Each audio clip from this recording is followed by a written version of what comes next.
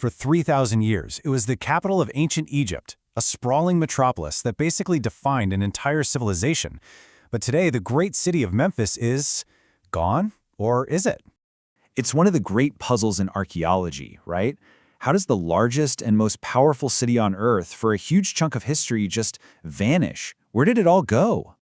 I mean, this really says it all. On one hand, you have the beating heart of a global power. And on the other, what's left today? A quiet, beautiful garden museum. The sheer scale of what was lost is honestly hard to wrap your head around. But here's the thing, the city isn't truly gone. It's buried, sleeping under layers of Nile silt and modern life. And the clues to its former glory? Oh, they're monumental, literally. To understand Memphis, you have to meet the giants it left behind. So, our first giant is none other than Ramesses the Great, one of the most famous pharaohs ever. And this statue, well, it's not just a portrait, it's an 80-ton statement of power. It's pure propaganda carved in limestone. Just let that number sink in for a second. 80 tons. That's about the weight of a Boeing 737 airplane, and it was carved from a single block of stone over 3,000 years ago. The scale is just mind-blowing. And the story of its discovery is incredible. Back in 1820, an explorer found this absolute behemoth lying face down in the mud. And here's the crazy irony. That fall is exactly what saved it. The mud acted like a perfect shield, protecting all the amazing details on the front from thousands of years of wind, sand, and sun. Now, because it's displayed on its back, we get a view that no ancient Egyptian was ever supposed to have. Let's break down what we can see. First, look at his belt. There's a dagger with a falcon head, a clear symbol that he's a warrior king. Then, on his shoulder, his royal names are carved into these oval shapes we call cartouches, like a permanent brand of his divinity. The anatomy is just stunningly real. Look at the tension in the muscles, the perfectly formed kneecaps. And finally, he's wearing the white crown of Upper Egypt. Now, this is a huge clue. It strongly suggests this statue had a twin, one wearing the red crown of Lower Egypt. Together, they would have symbolized a perfectly unified kingdom under his absolute rule. And that unique position lets you get almost shockingly close. You can see details the ancient artists never ever expected anyone to see this intimately. It's an incredibly personal encounter with a fallen god king. All right, so our second giant is a fascinating contrast. We go from the raw, brute power of Ramesses to the quiet, serene mystery of the Alabaster Sphinx.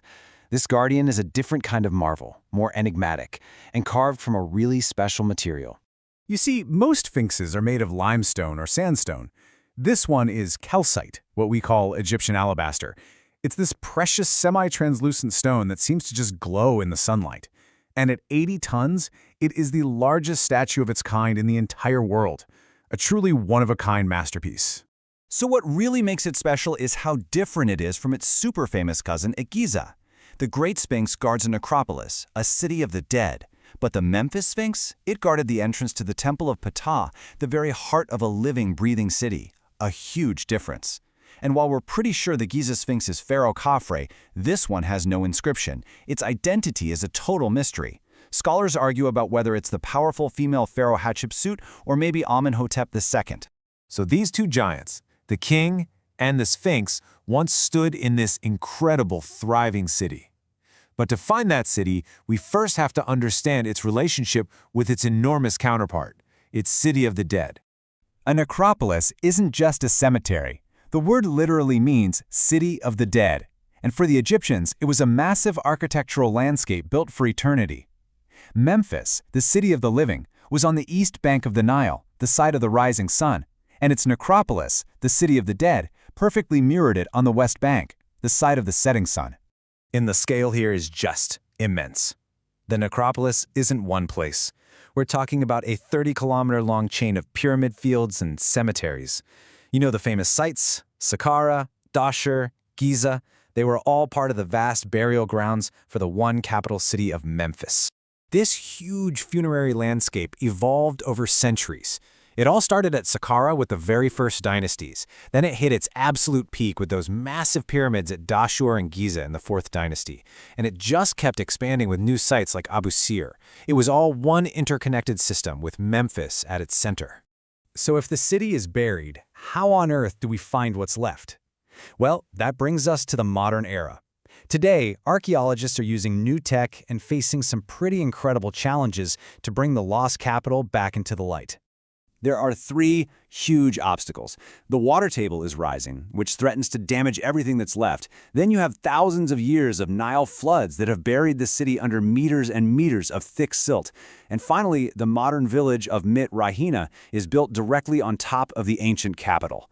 But even with all those challenges, the story of Memphis is still being written. In fact, very recently, a major discovery was announced proving just how much is still down there waiting to be found. A joint Chinese-Egyptian team unearthed the remains of a temple built by a pharaoh named Apries, and along with it, they found 5 headless sphinxes, inscriptions to the city's patron god Ptah, and proof that this sacred area was still in use hundreds of years later, all the way into the Roman period.